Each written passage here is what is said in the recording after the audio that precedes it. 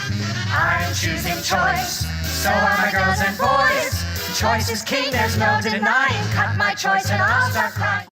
It's all about choice, and Liz Carr joins us in the studio. Liz, I'm so Hello. glad you've chosen to join us this morning. Thank you. It was a very conscious choice. Thank you for having me. Excellent. I appreciate it, yes. It's a hilarious title, of course, putting the tag, The Musical, Yes. on the end of this particular debate. Why? Because I am somebody who opposes, from a disability rights, a lot of disabled people, particularly in the UK, but internationally as well, have great concerns about legalising physician medically assisted suicide, but you often don't hear those views. I had never seen a TV programme, I'd never seen a piece of theatre that took my position, other than if it's religious. We always think the opposition's religious, and it isn't, necessarily. There are many people who do oppose. So I thought, you know what, if it doesn't exist, then I better make it. And so it's been 6 years in the making, but I'm thrilled to be able to bring it out and just create a conversation. When you first thought about voicing your concerns through this musical, did you have second thoughts, Liz, about how this would perhaps go down? Yeah, I was really frightened, actually, because often when you say, I don't want this subject to be legalised, I don't want to give doctors or the state more power over life and death, you get called some quite horrible things. Yep. It's like, you must be lacking in compassion. Why would you stop me and my right? So it's quite hard to put yourself front and centre of something. So I was really quite scared. But then I had an amazing director and I really trusted that we would do it right, and we do. We're not, this is, despite the title, it's not out to offend, it's not out to point the finger about anybody's decision, it's just to say, let's look at this subject in all its complexity. So, Liz, where does the issue of disability rights rub up against euthanasia? What's the tension point there for you? I think, certainly, I can't speak about over here, but in the UK, when we discuss this subject, the people who propose it and want it are usually disabled but not terminally ill. And, of course, most people who become or are terminally ill do have some element of disability. And what happens is, medically and in a public view, it's often one and the same. So I've had people say to me, my goodness, if I was like you, I don't know how I'd cope, to be honest. There's such negativity around disability that if I said that I wanted to die, it wouldn't take much for my doctor to say, you know what, I can understand that. I can see it would be a compassionate thing. So there's such, I think we have such negativity and no equality in many respects as disabled people, and there's such a fine line between the two areas that it's very much a disability rights issue. Okay, so you're worried it's a bit of a thin edge of the wedge? I think, yes, absolutely. And I travel to all the countries around the world where it's legal. I've been there, I made a World Service documentary on it. And, that does happen. And it happens in the name of equality. It's not some slippery slope.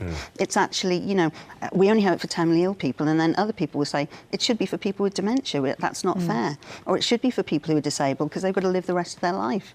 Do you see what I mean? So in the name of sort of rights and equality, it ends up being extended. I guess where you want to colour the argument then is encouraging us to, or forcing us really, to look at the fact that no matter the disability, someone's still capable of living a full and rich life. I think that's why the disability rights perspective is useful here. Most of us have lived with the kind of things that people are scared of. I understand that if you become disabled or ill, you don't want pain, you don't want suffering, whatever that means. Sure. And people are afraid of loss of dignity and loss of autonomy. And lots of us live with those experiences. I can't go to the loo on my own. I can't do many things on my own. But I know that there's still a sense that that doesn't make me undignified. I also have a great experience of the medical profession because of that. And, great, they've saved my life. But also, they're fallible. They're human beings. And we're putting a lot of power over to them as well.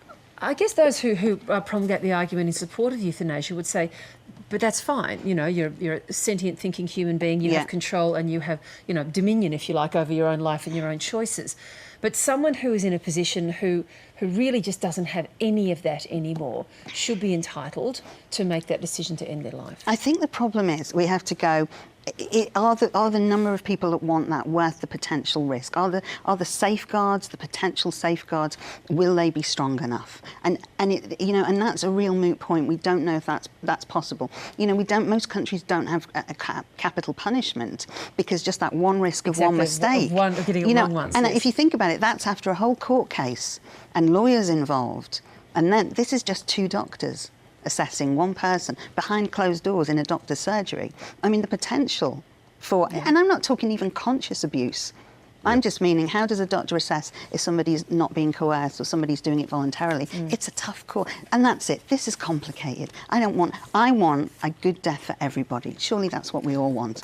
And just, and finally looking at that musical from the clip there, a few great songs and, dare I say, a bit of liberating humour. Yeah, for you I mean, as well. please, you know, because we're talking quite seriously about this. I know, you better make this damn show funny, you know, come on. Look, there are songs called Suicide Tourist, Put Me Down, you know, so yes, there really are some quite, We Don't Like Animals stuff.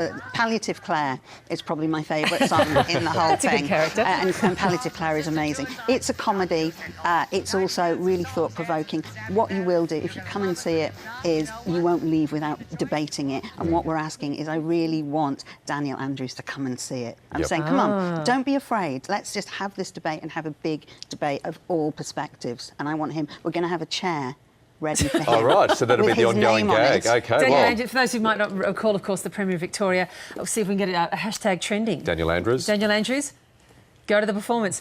Hey, Liz, really nice to meet you. Thanks Thank for you very joining us much. today. Thank you for Thank the you. time.